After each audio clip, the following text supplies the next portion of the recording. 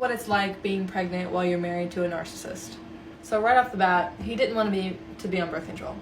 Told me that if I did get on it, he would stop sleeping with me, his wife, because I was defiling my body in such a terrible way taking birth control, and he refused to sleep with someone that defiles their body that way while he is drinking and smoking everything all day long, every day. But me being on birth control was like, oh my God. I mean, from his reaction to him finding out that I'm pregnant and that he's realizing, oh crap, I have more responsibility for someone and less control over my time now, and my wife doesn't get to drink with me anymore, so now she's boring, not kidding, to where I also had to put everything together for the baby and bring it upstairs myself because he was just too tired or too busy to do it. Being pregnant with a narcissist, you feel really, really special and loved. So she picked a guy that is a loser that drinks and smokes every day. You know there are guys out there that don't smoke or drink and are responsible. She can pick one of those guys. But those guys are too boring. They don't give her the emotional roller coaster like this guy does. Also, don't you think you should talk about your issues with your husband instead of 12-year-old kids on TikTok? I saw this guy in the restaurant and I was like, hey, you're cute. I asked the waiter, I was like, get that guy over here right now. And I literally asked him out in front of my parents and my aunt. And I got his number. I even asked him, you got a girlfriend? Are you sure you don't have a girlfriend? Because I literally was the other woman in a completely different thing. So I was just freaking out because I'm like, I'm not going to be the other woman. So I'm like, do you have a girlfriend? And he's like, no. And so I got his number and I texted him like that night, I think. And I was like, oh, how's work, blah, blah, blah. We just started small talk, and then he was saying how he was going into the military, or he wanted to. And I was so upset because he had really nice hair. And I was like, oh my God, he's going to be bald now? Like, that's gross. Anyway, so he ended up ghosting me. Nothing happened. We never went out on a date. Screw him. Anytime I've ever asked a guy out, it never works out. Like, they ghost me pretty much immediately after we do, like, small talk. Welcome to the world of dating as a guy. How many times we asked a girl out, paid for her meal, then got ghosted? And no wonder everyone ghosts her. Her attitude is crap. Guys can't help but go bald. Can't hold it against them.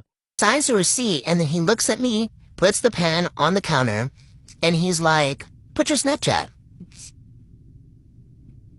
This dude literally came in with his wife's engagement ring and literally tried to get my Snapchat on the receipts and was flirting with me.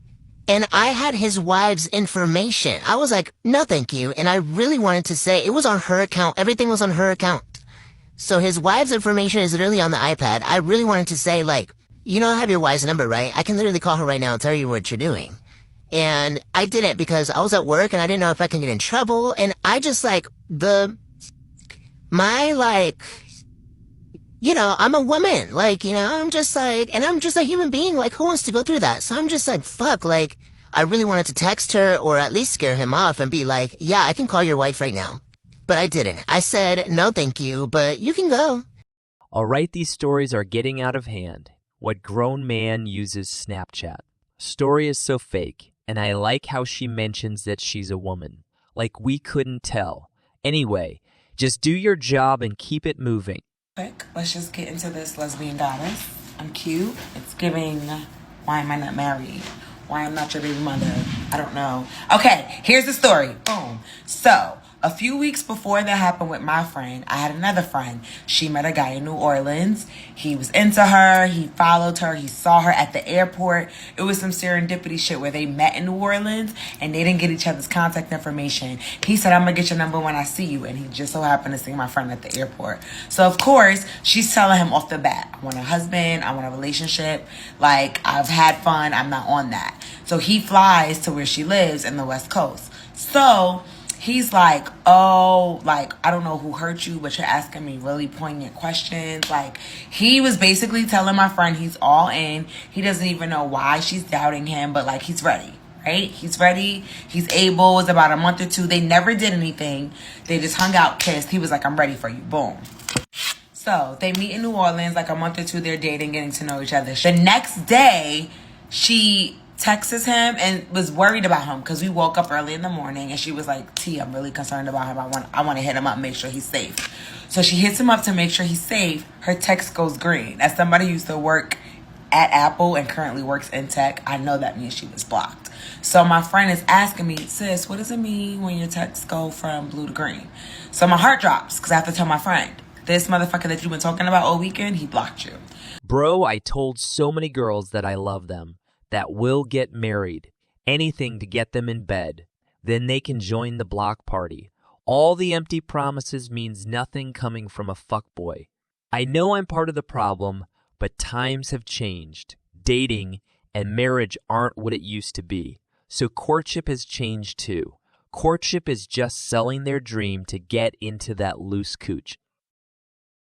5 dating don'ts for women. Number 1, don't accept a hang as the first few dates. Number 2, don't give a man your body until after he commits. Number 3, don't stop seeing other people until he commits. Number 4, don't see him again if he doesn't pay on the first date. And number 5, don't chase or pursue him. Let him be the leader and masculine and come to you.